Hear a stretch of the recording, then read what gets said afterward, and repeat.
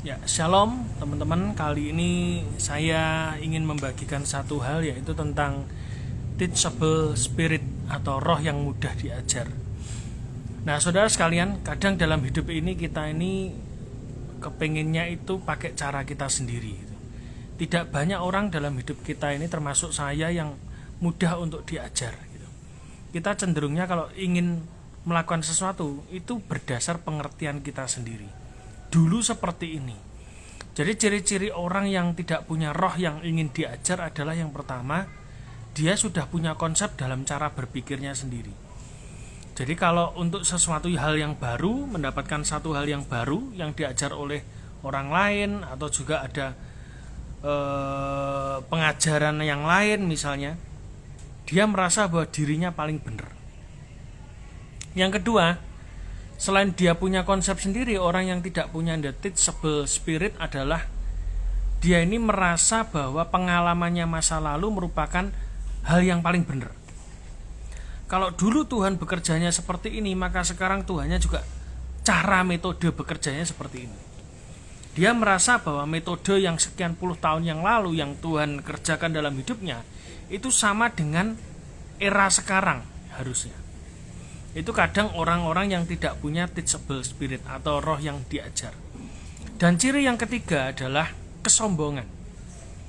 Sumber dari semuanya itu adalah kesombongan. Kita merasa bahwa diri kita mampu, diri kita bisa, paling pinter, paling ngerti, paling semua hal. Itu dapat dilihat ketika kalau misalnya saya sering pelayanan khotbah, dari atas mimbar saya bisa kelihatan gitu. Oh, orang ini orang senior dalam kekristenan. Kenapa? Membedakan gampang. Dia tidak terlalu serius dengar firman Tuhan. Biasanya seperti itu. Karena menganggap bahwa yang berbicara di atas mimbar itu adalah orang-orang yang istilahnya begini, aku sudah tahu yang diomongkan, ayat yang dibahas aku sudah tahu. Jadi orang ini sudah punya konsep plus sombong. Nah, dalam Alkitab kalau saudara pelajari, ada satu orang nabi yang luar biasa, yang dia punya roh yang gampang diajar, yaitu namanya Nabi Samuel. Nabi Samuel ini lahir dari seorang yang tadinya tidak punya anak karena Tuhan menutup kandungannya, yaitu bernama Hana, dan suaminya namanya Elkana. Karena Hana ini menangis di Silo, dia berdoa kepada Tuhan semalam-malaman.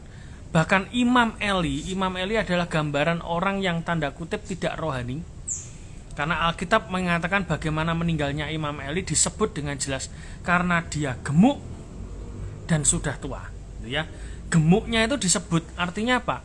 Kedagingan, gitu. Tetapi Imam Eli yang ada di Silo ini melihat Hana ini nangis luar biasa berdoa kepada Tuhan, seperti orang mabuk. Dia mengatakan, kamu sudah mabuk, kamu pulang saja, gitu.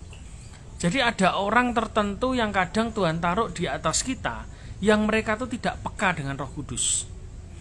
Dan itu harus kita taati tanda kutip. Kenapa? Karena bagaimanapun itu adalah salah satu cara Tuhan untuk mendidik kerohanian kita untuk tetap rendah hati.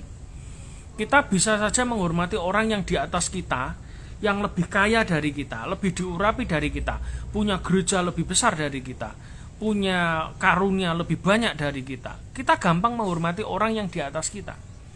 Tetapi kalau Tuhan itu mengajari kita untuk menghormati orang yang di atas kita, padahal tingkat kerohaniannya lebih bawah dari kita, itu yang merupakan cara didikan Roh Kudus kepada kita untuk kita tetap rendah hati. Ketika Hana pulang, lalu kemudian bersetubuh dengan Elkana, dan akhirnya keluar anak, lalu dipersembahkan kepada Tuhan. Anak itu namanya Samuel. Dan Samuel ini diberikan kepada Tuhan dengan cara tinggal di bait Allahnya, gitu.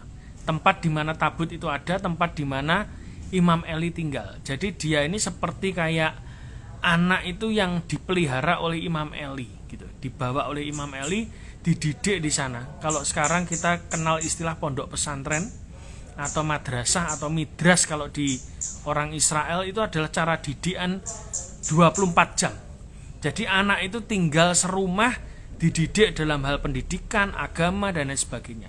Samuel kecil ini juga begitu. Dia berada di bawah asuhan Imam Eli. Dan ketika untuk pertama kalinya Samuel ini mendengar suara Tuhan, dipanggil 3 kali. Untuk yang pertama, kedua, Imam Eli merasa bahwa aku tidak manggil dia. Tetapi ketika ketiga kali dia merasa bahwa Samuel ini dipanggil oleh Tuhan, maka Imam Eli baru memberitahu kepada Samuel kecil, jawablah ya Tuhan, ini aku berbicaralah.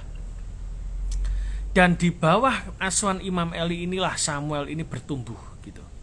Memang anak-anak Imam Eli ini kurang ajar semua, moralitasnya juga ancur-ancuran, tetapi Samuel ini memang dididik Tuhan untuk dia tetap ada di situ. Nah, orang yang bisa diajar oleh Tuhan adalah orang yang memiliki kerendahan hati, teachable spirit. Jadi bukan orang yang semaunya sendiri, bukan orang yang seenaknya sendiri, tidak bisa. Hanya orang-orang yang punya kerendahan hatilah yang bisa untuk dididik. Nah, ketika kemarin saya sampaikan di Caruban Global Fellowship ibadah, saya menyaksikan bagaimana Tuhan memberkati saya dengan rumah yang baru. Dan saya mengatakan di depan jemaat bahwa saya pengen jemaat-jemaat yang hadir itu juga ikut diberkati Tuhan. Dan beberapa tanda sudah mengikuti. Hari ini saya dikejutkan dengan seorang yang baru 2 kali hadir di Caruban Global Fellowship, yang nanti rencananya dia juga akan bersaksi. Dia hadir cuma 2 kali gitu. Tapi ketika dia hadir pada saat dia mendengar saya bersaksi, saya diberkati rumah baru gitu. Hari ini dia datang ke toko saya dengan membawa NMAX merah baru. Beliau ini rumahnya di Karangjati Ngawi sana. Jadi ibadah di sini itu betul-betul bayar harga dia. Dan dia bukan jemaat di gereja lokal di Caruban. Bukan jemaat gereja di sinilah, karena dia jemaatnya di GKJW ya. GKJW ya juga daerah sini juga sih. Jadi dia ini hadir, dia dengar pesan Tuhan, lalu dia merasa bahwa dia diajar Tuhan, bahwa dia juga bisa gitu. Yang dia pegang cuman itu. Lalu pada waktu kesini dia pamer bahwa dia membawa NMAX merah barunya itu.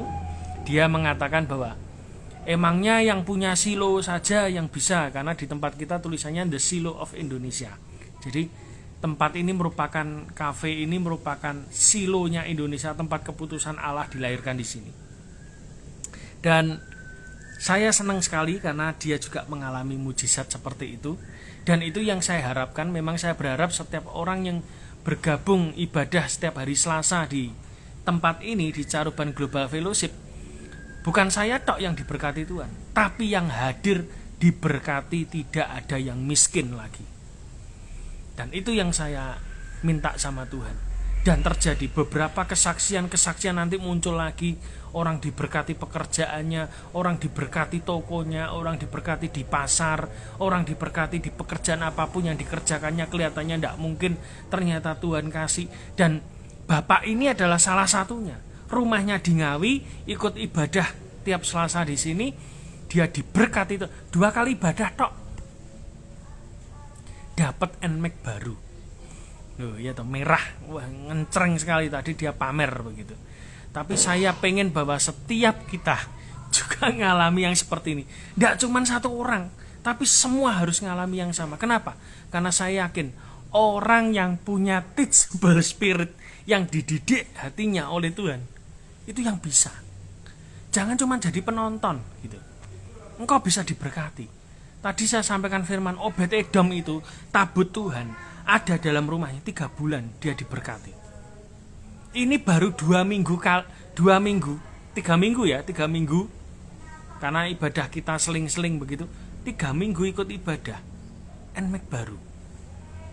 Dan saya percaya yang belum punya rumah, datang di Caruban Global Fellowship, engkau akan punya rumah. Ketika engkau tidak punya apa-apa, engkau datang ibadah di kaki Tuhan, di tempat ini juga, di taman Tuhan ini, engkau pulang, engkau diberkati berlimpah. Tidak ada yang miskin di antara kita, semua diberkati Tuhan. Itu aja pesan saya. Nantikan kesaksian Bapak ini nanti akan ditayangkan. Tuhan Yesus memberkati.